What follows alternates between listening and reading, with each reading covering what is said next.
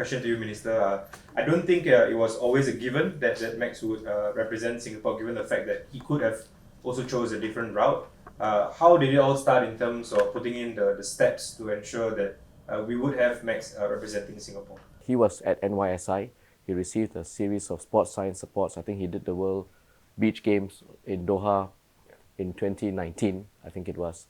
And so I think that started the relationship. I first came to know of Max or about Max because of his aunt, actually. His aunt and I were law school classmates years ago, decades ago. And so she told me about him and said, you know, my nephew is a champion kite foiler and I should meet with him and so on. That was even before I met with Max. And so I then met with her. She's based in Germany. So she met with me and on one of my trips I was in Paris and told me about him, and it struck a chord. You know, I get lots of these comments and so on, quips, you know, my son or my daughter is so and so, champion this, champion that, and much of it, of course, you know, we pay a lot of attention to. But in the case of Max, the name kept coming up, and I spoke to the NSA, I talked to Dr. Ben Tan and various other people, and he was constantly in the radar. So I then put a call through to my classmate and said, can I meet with Max and his mom? And I think we met in my office when you were barely 14 or so that year, 2021. Yeah. You would have been 14. Yeah. And you know, he blew me away. He was such a measured young boy, very mature, spoke about his sport in a very convincing way. I think if you remember, you told me about trigonometry.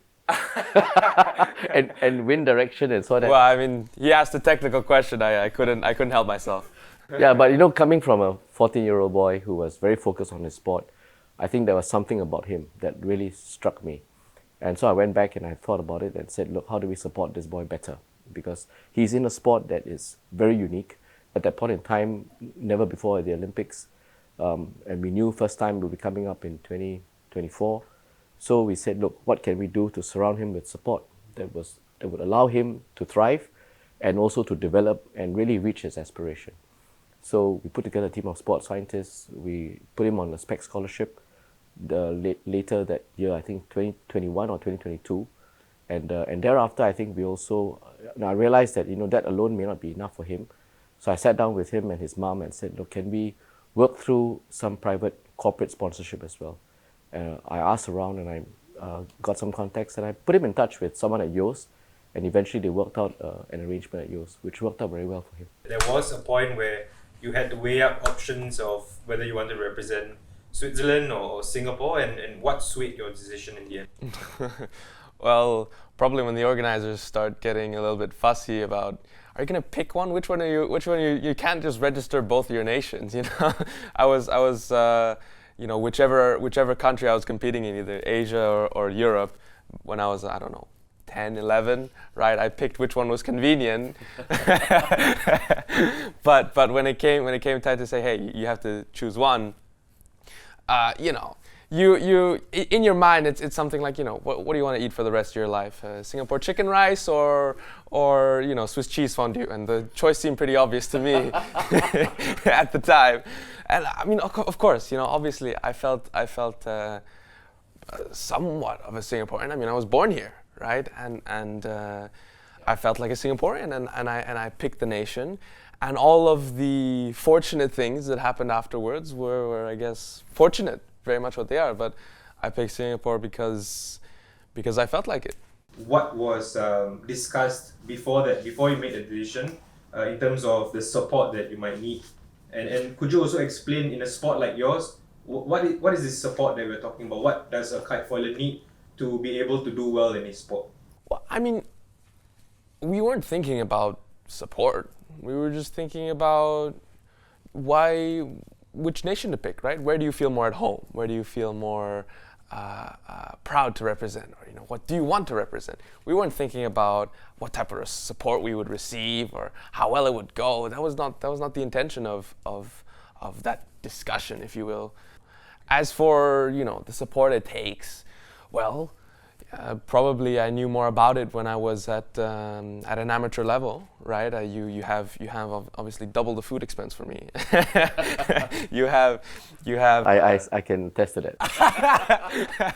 you have the equipment, the traveling, of course, to the various competitions, but it has come into something that I don't know, even I don't know what it takes, right? I'm surrounded by such a wonderful and such an uplifting system that I get to focus so well on what I do, and it also means that I don't see much of what's going on in the background. I think what's important is the athlete is cocooned in a surrounding that allows him or her to focus on the sport. I think that's the most important for any athlete. And our job is to ensure that everything else that happens outside of that cocoon, we take care of. And to the extent possible, frees his mind, puts his focus on the sport, training, competing, and figure out for himself, which only he can do, how to get better.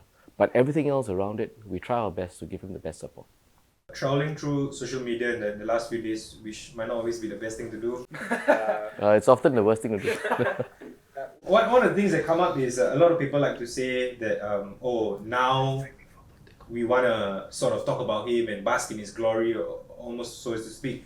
But could you share, how this journey didn't start last week or a few weeks ago, and how it started really way back in terms of the support and the backing that Sport Singapore, Team Singapore has given Max? You know the old saying, right? It takes a village.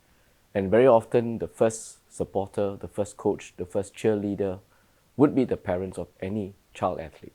And I think that's the case for Max. I mean, he had tremendous family support, both his father and his mother. And I think the broader ecosystem that he had around him was really necessary when he was much younger. And that would be the case for most athletes.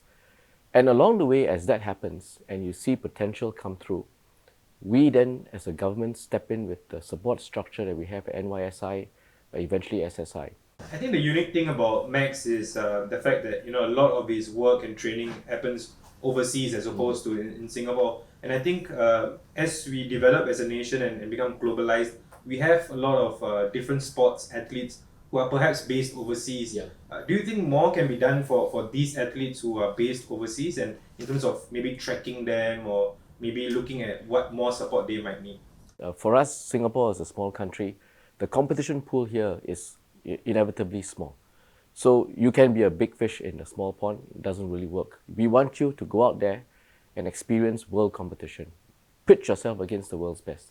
And that's how you improve. So we want to support our athletes on their journeys overseas.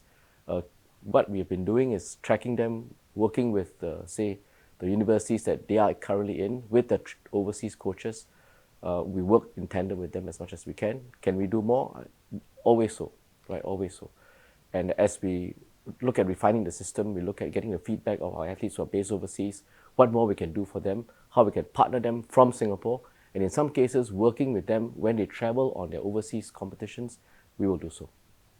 Max, I think you spoke earlier about how it was a choice, it was a natural choice for you to compete for Singapore, but was there a point where you also felt as an athlete that you needed assurances of your development? It's quite a deep question for an 11-year-old. I think I don't think that was in my mind at the time. However, later when that came up as a thought, I was already competing for Singapore, and I saw how well I would be able to flourish here, and I was overwhelmed or just simply surprised by how a dedicated effort is well received in the environment here in Singapore. If you commit yourself, if you show that you have a serious intention and you work towards it, you will have the opportunity to realize your potential here in Singapore. And I almost have bragging rights as because I compete for Singapore, and in the gossip about how well your country supports you. I'm sure you'll have a good break in the next few days, hopefully. But after that, I know you talked about getting back into training and working again. But what's the next plan in terms of perhaps even the LA Games? Has that already started in terms of the planning? That's 4 years away. I mean, even 6 months before the games, I was not planning for them specifically. My process is simply that one of a consistent effort in terms of, you know, what am I how am I improving? How can I change something to be better? You know, the next competition, and of course there's a different level of preparation for the games. However, it's not something that drastically changes the entire, you know, training philosophy I have, because it worked so far. So we stick to what worked, and that says just wherever you are, you make an improvement however you can. And so I'm just happy to get back to training and competing, and getting back to this process of incrementally improving. And Minister, what do you feel, you know, Singapore can still do in terms of the next stage? It's really important to take the lessons from what happened in Paris and apply that across the base of sport in Singapore. It's not just about Max in this case, and I think he would agree very much with me on this, that we should take the goodwill, the feel-good factor around what has happened in Paris and bring that to bear, not just in sailing, but across all of sport. Because now young people can see that there is a clear career path, there's a clear path to success in sports if we put our mind to it. And there's a lot that sport can do for this country, and we hope to work off what we've achieved with Max and other athletes at the Paris Olympics to really build on this and to enhance sport in Singapore. Max, what about for your sport? In your own words, what do you think the sport needs in Singapore to perhaps see more Maxes come to the fore? I simply hope that I can make, just like Minister said, a very positive impact on sport generally. It really doesn't matter which one specifically you pick. The beauty and the values and the journey and the enjoyment and what you learn and the resiliency, all of that comes in a package with sport and competition. I haven't been thinking about, you know, how to get more people into kitefoiling. I'd be way more happy if a couple people joined sport and saw the value in it than if kitefoiling was suddenly very popular in Singapore. I think it's more about really having this shared journey and this appreciation of sport than, you know, my sport specifically.